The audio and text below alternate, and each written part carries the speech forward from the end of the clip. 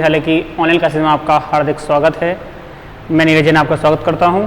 Students, अगर आपको याद होगा तो पिछले लेक्चर के अंदर हम बिलियन टॉपिक पढ़ रहे थे और बिलियन टॉपिक के अंदर हमने पिछले लेक्चर में राउल्ट का द्वितीय नियम भी पढ़ा था और अणुसंख्यक गुणधर्म यानी कि कॉलिगेटिव प्रॉपर्टीज़ के बारे में भी बात की थी। अणुसंख्यक गुणधर्म में हमने एक इम्पॉर्टेंट पहली प्रॉपर्टी यानी कि पहला गुण उसमें पढ़ लिया था, इसका नाम था बाष्प दाब में आपेक्षिक अवनमन RLBP, जिसे मैंने आपको बताया था कि बाष्प दाब में आपेक्षिक अवनमन जो है वो RLBP यानी कि रिलेटिव लोअरिंग वेपर प्रेशर जो है वो राउल्ट के प्रथम नियम के अनुसार काम में लिया जाता है, यानी कि वहां पर आप बाष्प दाब में आपेक्षिक अवनमन तथा विलय कि मूल भिन्न के मध्य का संबंध पढ़ रहे होते हैं और जहां से हमने मूलर द्रव्यमान ज्ञात करने के लिए सूत्र निकाला था, तो उसी से संबंधित एक न्यूमेरिकल एक छोटा सा क्वेश्चन मैं आपको यहाँ सॉल्व करवा रहा हूँ। ऐसे क्वेश्चंस बोर्ड एग्जाम में पूछे जा सकते हैं आपसे, तो ऐसे क्वेश्चंस में थोड़ी प्रैक्टिस के लिए आपको एक सॉल्व कराता हूँ। बाकी स्टूडेंट्स, बुक से संबंधित जितने भी न्यूमेरिकल्स हैं जो हमारी अभ्यास पुस्तिका में दिए हुए हैं उनको आप आवश्यक रूप से हल जरूर करेंगे प्रत्येक टॉपिक बाई टॉपिक, क्योंकि आप लोग जानते हैं कि पिछले सालों से एक नियम बना हुआ है बोर्ड का कि बोर्ड के जो न्यूमेरिकल्स पेपर में आते हैं वो अधिकतम आपकी बुक से ही होते हैं। कुछ उनमें फेरबदल होता है, थोड़े से शब्दों की हेराफेरी होती है या फिर अंक बदल दिए जाते हैं, बाकी क्वेश्चन पूरा वही रहता है। तो इसलिए हमें बुक के क्वेश्चंस को सॉल्व करना बेहद जरूरी है जिससे कि हमारे न्यूमेरिकल में मार्क्स ना कटें। देखिए स्टूडेंट, एक न्यूमेरिकल बोर्ड पर लिखा हुआ है किसी ताप पर शुद्ध बेंजीन का बाष्प दाब 0.850 बार है। देखिए बार के बारे में हमने लास्ट में पढ़ा था, बार दाब की एक इकाई है जिसपे 0.5 ग्राम अबाष्पशील विलेय ठोस को 39 ग्राम बेंजीन में घोला गया है। प्राप्त विलयन का बाष्प दाब 0.845 बार है। विलेय ठोस का मूलर द्रव्यमान ज्ञात कीजिए। तो देखिए स्टूडेंट्स, किसी भी न्यूमेरिकल को हल करते समय सबसे पहले उस न्यूमेरिकल को समझना आवश्यक है कि न्यूमेरिकल क्या है, किस प्रकार से न्यूमेरिकल चल रहा है, वो हमसे क्या पूछना चाह रहा है, उन सबकी जानकारी हमें आवश्यक रूप से यहाँ पर चाहिए।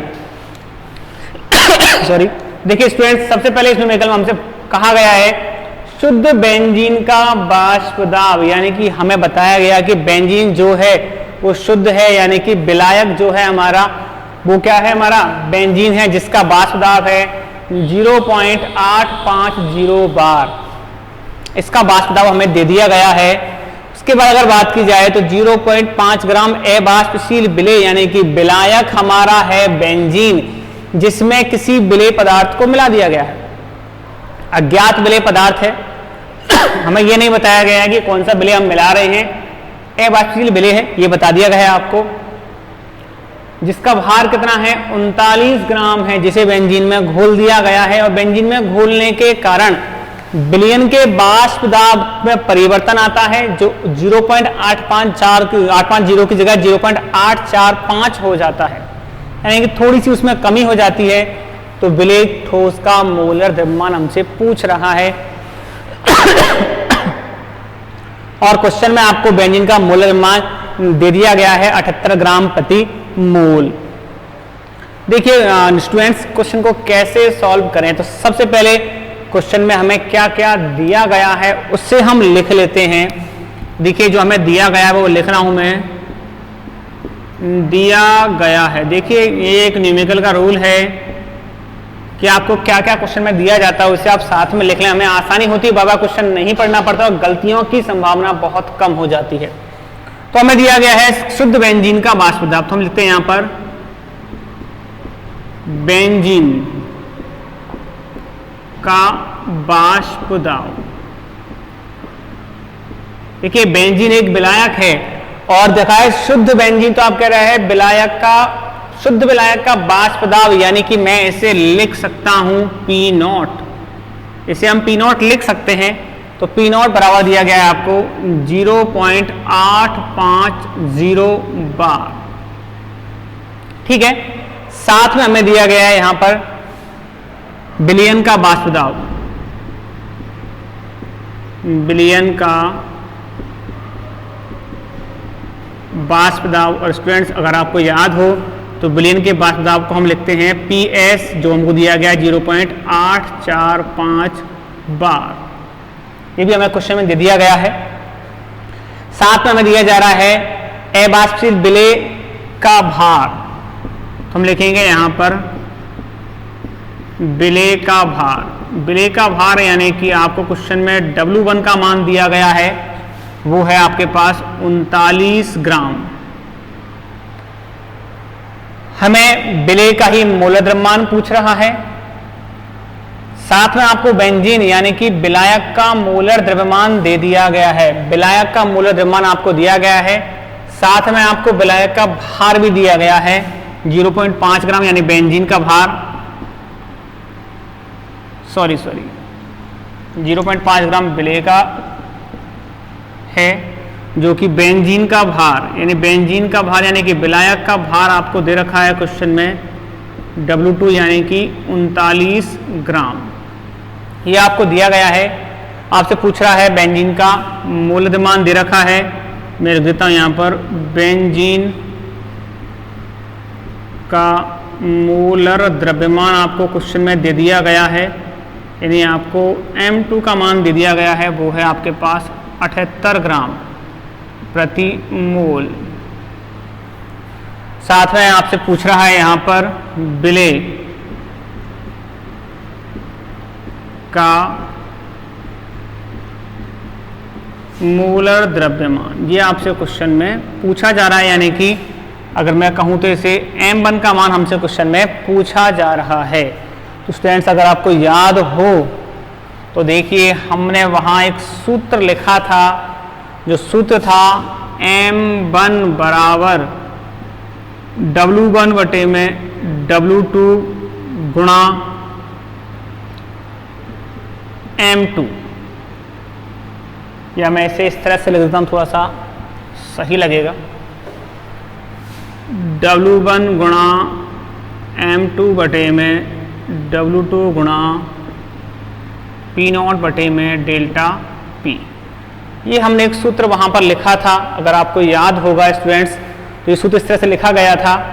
और अब इनके मान हम यहां से इसमें लिखते हैं, देखिए लिखते जाएं आप। M1 W1 का मान क्वेश्चन में आपको दिया गया है 0.5 ग्राम, 0.5 गुणा M2 यानी कि बेंजीन का मोलर द्रव्यमान दिया गया है क्वेश्चन में आपको 78 ग्राम, ये भी आप लिख दें। W2 का मान बेंजीन का भार आपको दे रखा है यहाँ पर 39 ग्राम, ये भी आप यहाँ लिख दें, गुणा P0 का मान क्वेश्चन में दिया गया है आपको 0.850, ये क्वेश्चन में आपको दे दिया गया है। PS, क्या आपके पास PS यानी कि डेल्टा P का मान है? आपको PS तो मान दिया गया, डेल्टा P का है। स्टूडेंट्स अगर आपको याद होगा तो मैंने पिछले लेक्चर में आपसे कहा था कि यदि क्वेश्चन में कहीं आपको डेल्टा P का मान ना देकर विलयन का वाष्प दाब दे दिया जाए तो आप डेल्टा P फाइंड आउट कर सकते हैं। तो डेल्टा P बराबर होता है, अगर आपको याद हो तो P0 माइनस PS, यानी शुद्ध विलायक का वाष्प दाब में से अगर आप विलयन के वाष्प दाब को घटा देंगे तो आपके पास डेल्टा P का मान आ जाएगा, जो हमारे पास क्वेश्चन में दिया गया है 0.850 माइनस 0.845। इसे हम हटाकर हल यहां पर करें तो देखिए 0.005, इस तरह से हमें प्राप्त हो जाएगा।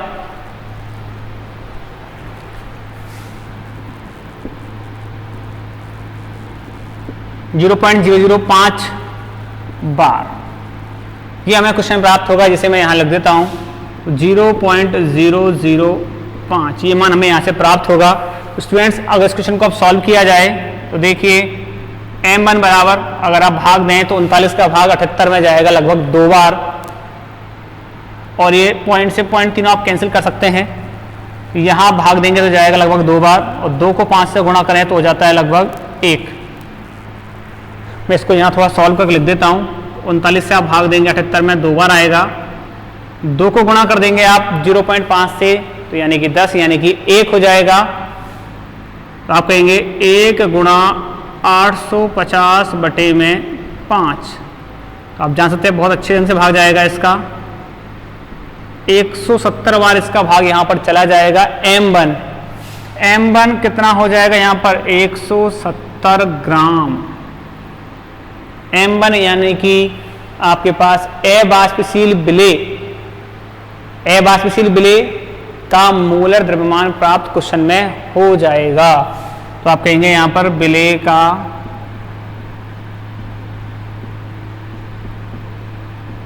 मोलर द्रव्यमान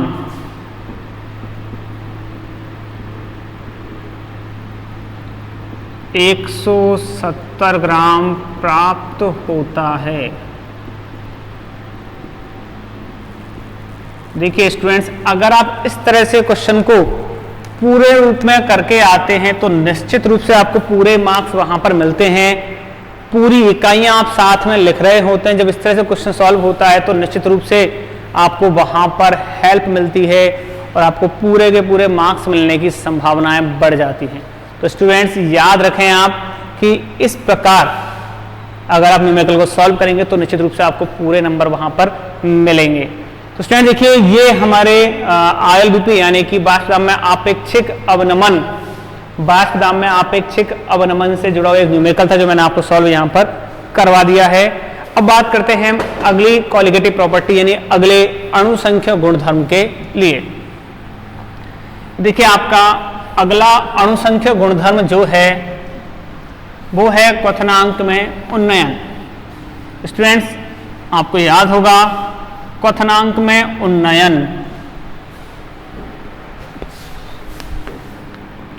हमने 4 क्वालिटेटिव प्रॉपर्टी के बारे में बात की थी, तो हम बात कर रहे हैं अब क्वथनांक में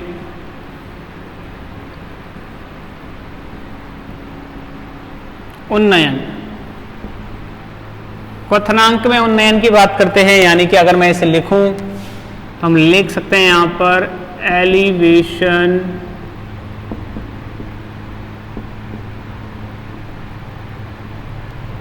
in boiling point. Elevation in boiling point इसे हम लिख सकते हैं क्वथनांक में उन्नयन, क्वथनांक में वृद्धि हो जाना। तो सबसे पहले इंपॉर्टेंट बात, उन्नयन की बात तो हम बाद में करें, पहले बताएं कि क्वथनांक होता क्या है। क्या होता है क्वथनांक? कुछ बच्चों का शायद जवाब आएगा या मैं कहूं तो लगभग 70 से 80% स्टूडेंट्स का जवाब होता है कि वह ताप जिस पर कोई द्रव उबलता है उसे हम कहते हैं क्वथनांक। नॉर्मल क्वेश्चन है, नॉर्मल आंसर सब बच्चों का आता है और ये आंसर गलत भी मैं नहीं कह सकता है, क्योंकि आप लोगों ने शुरुआती कक्षाओं में जब से साइंस पढ़ना शुरू किया तब आपको यही बताया गया था कि वह ताप जिस पर कोई द्रव उबलता है उसे हम क्वथनांक कहते हैं। लेकिन क्या ये इसकी वास्तविक परिभाषा है? नहीं, मैं कहूँगा कि ये इसकी वास्तविक परिभाषा नहीं है। हाँ, ये टर्म उसी से जुड़ी हुई है, बिल्कुल उसी ताप पर द्रव उबलता है, लेकिन क्या उसी को क्वथनांक बोल दें? नहीं, इसको मैं क्वथनांक नहीं बोल सकते। क्वथनांक की केमिस्ट्री के अकॉर्डिंग, रसायन के अनुसार जो एक परिभाषा बनती है उसे मैं बोलता हूँ, आपको लिखा हूँ बोर्ड पर मैं। क्वथनांक के लिए वह ताप जिस पर किसी द्रव का बाष्प दाब एक वायुमंडलीय दाब के बराबर हो जाता है। यानी कि देखिए, वह ताप जिस पर किसी द्रव का बाष्प दाब एक वायुमंडलीय दाब के बराबर हो जाता है उसे हम कहते हैं क्या? क्वथनांक। उसे हम कहते हैं क्वथनांक, बॉइलिंग पॉइंट कहते हैं, क्वथनांक कहलाता है। तो स्टूडेंट्स, आज से आप लोग इस परिभाषा को याद रखेंगे कि क्वथनांक क्या है? वह ताप जिस पर किसी द्रव का बाष्प दाब एक वायुमंडलीय दाब के बराबर हो जाता है, जो एक मानक दाब है, उसे आप कहते हैं क्या? क्वथनांक कहते हैं। यानी कि इस दाब पर जाकर ही कोई द्रव उबलना शुरू करेगा। तो ये ध्यान रखें, और इसके लिए हम कहते हैं मानक परिस्थितियां हैं, जो पात्र है वो ढका हुआ होना चाहिए, तभी बाष्प दाब निश्चित रूप में आ पाता है। तो ये क्वथनांक में उन्नयन की बात हम कर रहे हैं। इससे पहले मैंने आपको क्वथनांक की बात यहाँ पर की थी, क्वथनांक किसे कहते हैं। अब बात करते हैं क्वथनांक में उन्नयन, क्वथनांक में वृद्धि की। तो देखिए आपको स्टूडेंट्स पता होगा, हमने पहले भी पढ़ते आ रहे हैं पिछले लेक्चर्स के अंदर, कि जब किसी भी विलयन में किसी भी विलायक के अंदर अबाष्पशील विलेय पदार्थ मिला दिया जाता है तो उस अवस्था में उसके बाष्प दाब में कमी हो जाती है, उसका बाष्प दाब घट जाता है, कम हो जाता है। अब अगर आपसे कहा जाए कि कोई जल है, अगर उस जल को आप गर्म कर रहे हैं तो लगभग 100 डिग्री के ताप पर जाकर वो उबलना शुरू कर देता है बंद पात्र के अंदर, यानी उस अवस्था में उसका जो बाष्प दाब है वो 1 atm के बराबर हो जाता है। लेकिन यदि कहीं उसी विलयन में, उसी द्रव के अंदर, जल के अंदर आप कुछ मात्रा, कुछ शुष्क शक्कर की आप मिला दें, चीनी की आप मिला दें, तो वो ताप बढ़कर लगभग 105 डिग्री के आसपास पहुंच जाता है। तो क्या हुआ वही उसमें ऐसा क्यों हुआ कि जो जल था वो जल अभी भी वही है, लेकिन उसमें शक्कर बनाने से ताप में वृद्धि क्यों हो गई? क्या उसका कारण है कि ताप उसका बढ़कर 105 डिग्री लगभग हो जाए? उसका कारण है क्वथनांक में उन्नयन हो जाना। आप जानते हैं कि शक्कर है, उसका बाष्पन नहीं होता, शक्कर बाष्पशील नहीं है। तो ऐसी अवस्था में जब शक्कर को आपस में मिला देते हैं तो जल का कुछ हिस्सा, उस बाष्प का कुछ हिस्सा शक्कर के द्वारा घेर लिया जाता है। इसका मतलब बाष्प दाब में कमी हो जाती है, और बाष्प दाब में कमी होने के कारण उस बाष्प दाब को एक वायुमंडलीय दाब तक पहुंचने में कुछ समय लगता है, और समय लगने के कारण उस पदार्थ के तापमान में वृद्धि हो जाती है, और तापमान में होने वाली इसी वृद्धि को हम कहते हैं क्वथनांक में उन्नयन। उसी का नाम है क्वथनांक में उन्नयन, यानी क्वथनांक में होने वाली वृद्धि। यानी आप जब उस ताप को बढ़ा रहे होते हैं तो क्वथनांक में क्या हो जाती है? वृद्धि हो जाती है। इसे हम कहते हैं क्वथनांक में उन्नयन। इसलिए हम कह सकते हैं कि किसी विलयन का जो क्वथनांक है वो सामान्य विलायक की तुलना में अधिक पाया जाता है। और एक रिलेशन थोड़ा सा मैं आपको बता देता हूं यहां पर, कि बाष्प दाब में जो अवनमन होगा, यानी बाष्प दाब में जो कमी होगी, उतनी ही वृद्धि क्वथनांक में आपको देखने को मिलती है। हम कह सकते हैं कि क्वथनांक में उन्नयन जो है वो बाष्प दाब में अवनमन के समानुपाती होता है। तो क्वथनांक में उन्नयन बाष्प दाब में अवनमन के कैसा होता है? समानुपाती होता है। तो देखिए इसे हम एक ग्राफ के माध्यम से समझने की कोशिश करते हैं।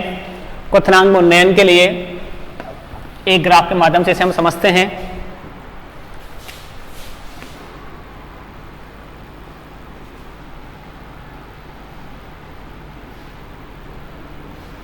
देखिए ग्राफ है जो हम बना रहे हैं बाष्प दाब और ताप के मध्य, बाष्प दाब और ताप के मध्य एक ग्राफ हम बना रहे हैं, जिसमें सबसे पहले हम बात करते हैं शुद्ध विलायक की। हमने कहा एक शुद्ध विलायक का जो बाष्प दाब है वो ताप बढ़ने के साथ साथ बढ़ता है। ताप बढ़ने के साथ उसमें सीधी वृद्धि होती है। जो आप देख रहे हैं कि शुद्ध विलायक का जो बाष्प दाब है वो ताप बढ़ने के साथ साथ तेज गति से बढ़ रहा है, उसके ताप में वृद्धि हो रही है। ये हम कहते हैं शुद्ध विलायक का बाष्प दाब है। जो हमने कहा एक निश्चित बिंदु, यानी हमने कहा यहां पर कि P0 जो है उस अवस्था में पहुंचता है, शुद्ध विलायक का जो बाष्प दाब है P0 वो 1 atm हो जाता है। हमने कहा 1 atm, एक मानक बिंदु तक पहुंच जाता है, और उस अवस्था में, मानक बिंदु पर पहुंचने पर उस अवस्था में इसका जो ताप होगा उसे हम कहते हैं T0B, B यानी कि बॉइलिंग पॉइंट, T0 हमने कहा शुद्ध विलायक। तो शुद्ध विलायक का क्वथनांक बिंदु से हम बोल सकते हैं T0B को। T0 बिंदु क्या है? हमारा शुद्ध विलायक का क्वथनांक बिंदु है। लेकिन जब इसी में, जब इस विलयन में, इस विलायक में कोई अन्य विलेय पदार्थ को मिला दिया जाता है, किसी अन्य विलेय पदार्थ को यहां पर मिला दिया जाता है, तो उस अवस्था में इसका जो बाष्प दाब है, इसका जो बाष्प दाब है उसको 1 atm तक पहुंचने में अधिक समय लगता है। मैं उसे यहां लिख रहा हूं, देखिए इस तरह से।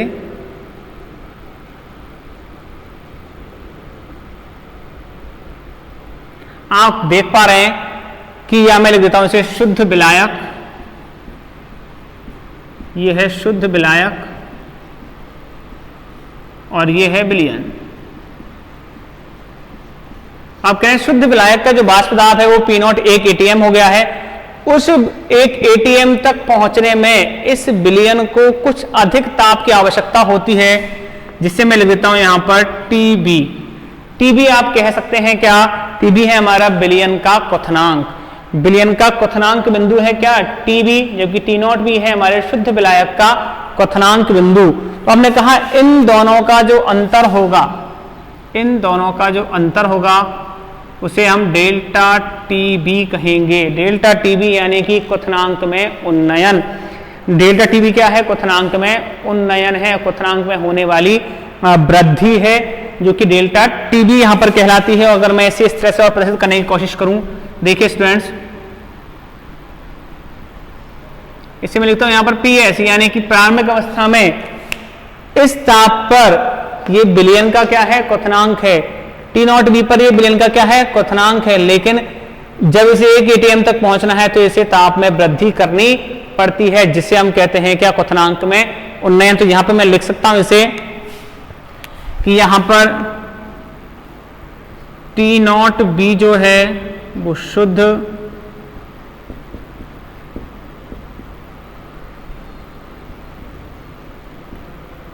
विलायक का क्वथनांक है, टीबी है वो है विलयन का क्वथनांक,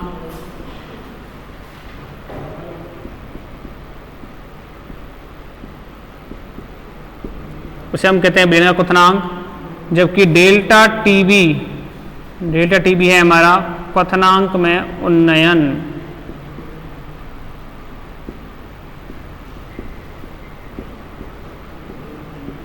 तो आप यहां कह सकते हैं कि क्वथनांक में उन्नयन डेल्टा टीबी बराबर TB minus T not be होगा। क्या आप कह रहे हैं कि यहां पर टीबी का मान अधिक है और टी नॉट बी का मान कम है? तो आप कह सकते हैं क्वथनांक में जो उन्नयन होगा वो TB minus T not be के क्या होगा? समान होगा, बराबर होगा। तो स्टूडेंट्स आप देख पा रहे हैं इस ग्राफ के माध्यम से, मैं वापस समझा रहा हूं आपको। शुद्ध विलायक का जो वाष्प दाब है वो एक एटीएम है। क्वथनांक बिंदु पर, अपने क्वथनांक बिंदु पर कितना है? ये एक एटीएम के बराबर है शुद्ध विलायक का वाष्प दाब, जिसे हमने कहा था क्वथनांक। लेकिन जब इसी शुद्ध विलायक में किसी विलेय पदार्थ को मिलाने पर एक विलयन बदल जाता है तो इस विलयन का जो वाष्प दाब है वो घट जाता है उस क्वथनांक बिंदु पर। हमने कहा था कि वाष्प दाब में कमी होने के कारण इस वाष्प दाब को एक एटीएम के बराबर होने में समय लगता है और ताप में वृद्धि होती है।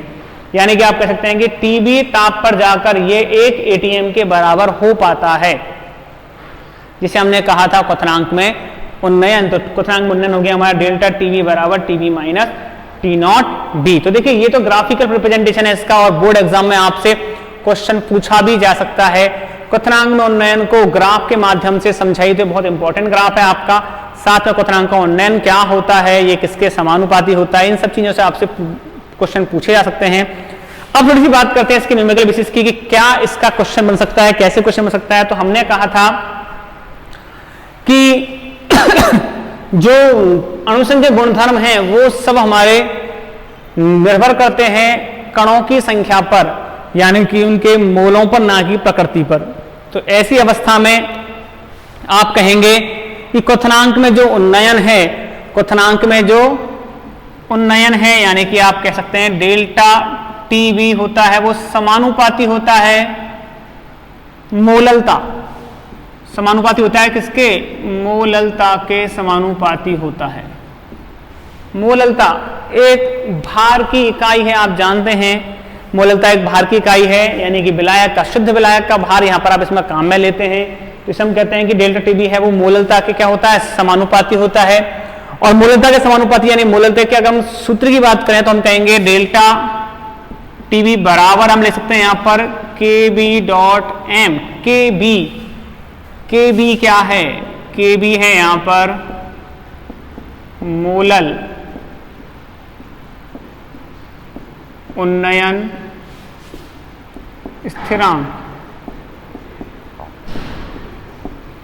के बी है हमारा मोलल उन्नयन स्थिरांक, यानी कि मोलल यानी कि आप कह सकते हैं के बी को हम मोलर उन्नयन स्थिरांक की अगर बात किया तो मोल स्थिरांक कहलाता है 1 मोल अवाष्पशील विलेय पदार्थ को जब 1 किलोग्राम विलायक में घोला जाता है तो क्वथनांक में होने वाली जो वृद्धि है उसे कहते हैं मोलर उन्नयन स्थिरांक। उसे क्या कहते हैं आप? मोलर उन्नयन स्थिरांक कहते हैं। सुन लीजिए वापस, 1 मोल अवाष्पशील विलेय पदार्थ को 1 किलोग्राम विलायक में घोलने पर होने वाली जो वृद्धि है क्वथनांक में उसे आप क्या कहते हैं? मोलर उन्नयन स्थिरांक Kb कहते हैं। और मोललता का सूत्र स्टूडेंट्स आपको याद होगा, तो स्मॉल m बराबर मोललता बराबर होता है दिया गया भार यानी कि विलेय का भार, जिसे हम लिख सकते हैं यहाँ पर WA बटे में MA, विलेय का भार और विलेय का अणुभार गुणा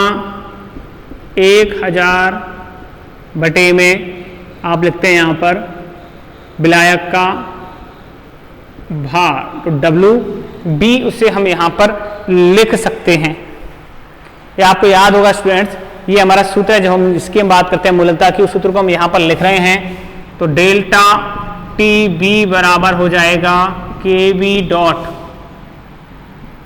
यानी KB गुणा में लिख सकता हूँ यहाँ पर WA बटे MA गुणा 1000 बटे में WB। तो ये सूत्र है हमारा किसके लिए? क्वथनांक में उन्नयन ज्ञात करने का हमारा सूत्र है।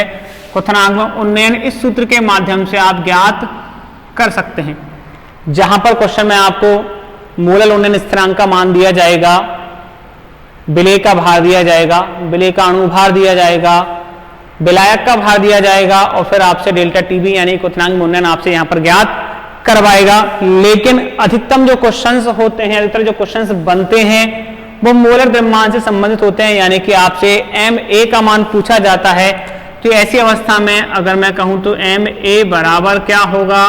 MA बराबर लिख सकते हैं आप KB डॉट डेल्टा TB गुणा WA बटे में WB गुणा 1000। इस सूत्र के माध्यम से आप MA यानी कि विलेय का मोलर द्रव्यमान ज्ञात कर सकते हैं। और क्वेश्चन में आपसे अधिकतर यही पूछा जाता है कि विलेय का मोलर द्रव्यमान ज्ञात कीजिए, या फिर अगर आपसे क्वथनांक उन्नयन पूछता है तो इस माध्यम से इस क्वेश्चन को हम हल कर सकते हैं, जहां मैं लिख देता हूं आपके लिए कि यहां पर KB है मोलर उन्नयन स्थिरांक, मोलर उन्नयन स्थिरांक है, WA है हमारे पास विलेय का भार, WB है विलायक का भार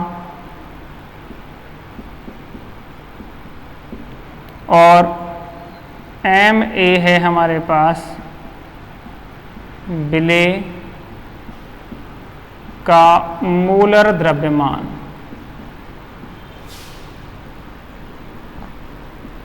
तो विलेय का मोलर द्रव्यमान आप इस सूत्र के माध्यम से ज्ञात कर सकते हैं।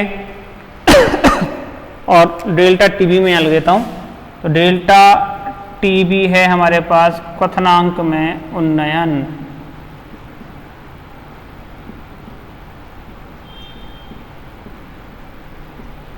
स्टूडेंट्स, आप सभी इसको अच्छे से समझें, क्योंकि मैंने आपसे कहा था कि कॉलिगेटिव प्रॉपर्टी से आपके बोर्ड एग्जाम में न्यूमेरिकल आवश्यक रूप से आते हैं। इसलिए आप कोशिश करें कि जितने भी हम पार्ट को पढ़ रहे हैं, समझ रहे हैं, उसे आप अच्छे से नोट डाउन कर लें, अच्छे से लिख लें, समझ लें, और इनसे जुड़े हुए जो भी न्यूमेरिकल आपको अपनी किताब में मिलते हैं उनमें इन्हें सॉल्व करें। और साथ में अगर रेफरेंस बुक्स आप पढ़ते हैं तो रेफरेंस बुक्स को पढ़ते हुए भी आप उन न्यूमेरिकल्स को सॉल्व करने की कोशिश करें, जिससे कि आपके न्यूमेरिकल्स से रिलेटेड जो टॉपिक है वो क्लियर होते हुए चलें। क्योंकि आप जानते हैं 6 नंबर के न्यूमेरिकल हमारे बोर्ड एग्जाम में आते हैं, इन्हें स्टूडेंट्स सॉल्व करता है तो बेहद आसानी से सॉल्व हो जाते हैं। और ऐसी अवस्था में अगर हम अच्छे से न्यूमेरिकल्स को सॉल्व कर लें तो हमें किसी भी प्रकार की परेशानी का सामना नहीं करना पड़ता, और पूरे 6 में से 6 नंबर हमें बोर्ड एग्जाम में प्राप्त हो जाते हैं। तो स्टूडेंट्स एक बार से वापस समझा देता हूँ, समझ लीजिए एक बार आप। क्वथनांक उन्नयन की हमने बात की थी, तो क्वथनांक जो हमारा होता है उसे हमने कहा था, क्वथनांक क्या है? वह ताप जिस पर किसी द्रव का वाष्प दाब एक वायुमंडलीय दाब के बराबर हो जाता है उसे हम कहते हैं क्वथनांक।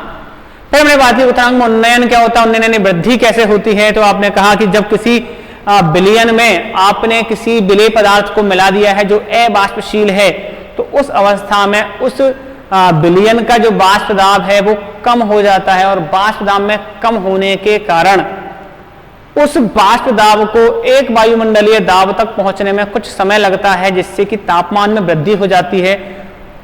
और तापमान में हुई इसी वृद्धि का नाम क्या होता है? क्वथनांक में उन्नयन होता है। क्वथनांक उन्नयन इसे हम कहते हैं। हम इसे बोल सकते हैं कि वाष्प दाब में जो अवनमन होता है वो क्वथनांक उन्नयन के क्या होता है? समानुपाती होता है, उसके समान होता है, उसके बराबर होता है। जिसे हम एक ग्राफ के माध्यम से समझ रहे थे, हमने कहा था कि शुद्ध विलायक का जो वाष्प दाब है वो 1 ATM तक पहुंच रहा है। तो उस अवस्था में T0B यानी कि उस अवस्था में उसका जो क्वथनांक बिंदु है वो T0B कहलाता है।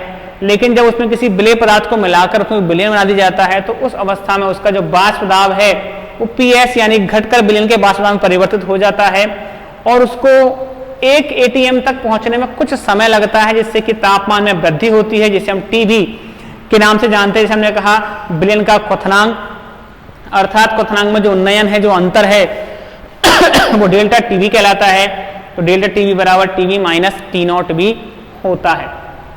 हमने कहा था कि अनुसंग गुणधर्म है, इसलिए ये मोललता के समानुपाती होते हैं। डेल्टा TB समानुपाती मोललता, तो डेल्टा TB बराबर KB डॉट M। KB हमने कहा था मोलल उन्नयन स्थिरांक है। मोलल उन्नयन स्थिरांक की हमने बात की थी कि 1 मोल अवाष्पशील विलेय पदार्थ को जब 1 किलोग्राम विलायक में घोला जाता है, तो उस अवस्था में उसके तापमान में जो वृद्धि होती है या क्वथनांक में जो वृद्धि होती है उसे कहते हैं मोलल उन्नयन स्थिरांक। और KB को भी हम ज्ञात कर सकते हैं। KB को ज्ञात करने का हमारे पास, देखिए कई बार क्वेश्चन में KB मिल जाता है, और KB अगर क्वेश्चन में मिल जाए तो आसानी से क्वेश्चन सॉल्व हो जाएगा। अगर KB आपको क्वेश्चन में नहीं मिल रहा है तो उसके लिए अब सूत्र है, उस सूत्र के माध्यम से इसे हम ज्ञात कर सकते हैं।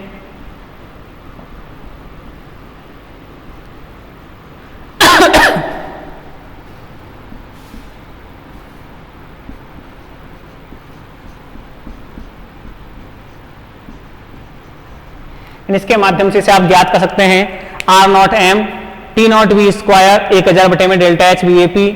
R हमारा गैस स्थिरांक होता ही आप जानते हैं इसे। M जो है हमारा विलायक का मोलर द्रव्यमान है। साथ में TB अभी हमने बात की, T0B जो हमारा है क्वथनांक में हमारा विलायक का क्वथनांक है, शुद्ध विलायक का।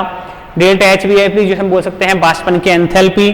तो इस सूत्र के माध्यम से भी इसे हम ज्ञात कर सकते हैं, और KB का मान ज्ञात करके क्वेश्चन में इसे रखा जा सकता है। तो स्टूडेंट्स, आपको अगर याद होगा तो ये जो हमारा पूरा मैटर है ये हमारा निर्भर करता है क्वथनांक में उन्नयन पर। क्वथनांक में जो उन्नयन है उसे हम इसके माध्यम से ज्ञात कर सकते हैं। और स्टूडेंट्स याद रहे, मैंने आपसे कहा था कि जितने भी आपके बुक के न्यूमेरिकल्स हैं उन्हें आप आवश्यक रूप से सॉल्व करेंगे, क्योंकि बुक के न्यूमेरिकल्स सॉल्व करने पर ही आपको बोर्ड एग्जाम में सफलता मिल जाएगी। बोर्ड एग्जाम में आपके जो न्यूमेरिकल्स हैं उन्हें आप अच्छे ढंग से सॉल्व कर पाएंगे। तो स्टूडेंट्स, उम्मीद कर रहा हूं कि आप जितने टॉपिक्स पढ़ रहे हैं उन सब आप सॉल्व करते हुए चल रहे होंगे, और अब इन टॉपिक को भी आप सॉल्व कर रहे हैं, पढ़ रहे हैं। मैंने कहा था सॉल्यूशन का एक बहुत इंपॉर्टेंट पार्ट है जहां से आपके न्यूमेरिकल बनते हैं। तो इनसे संबंधित न्यूमेरिकल्स आप सॉल्व करते चलिए। पिछले जो अनुसंग गुणन था उसका न्यूमेरिकल मैंने आपको एक समझा दिया था।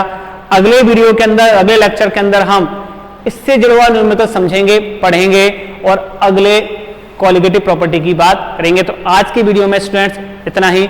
Thank you.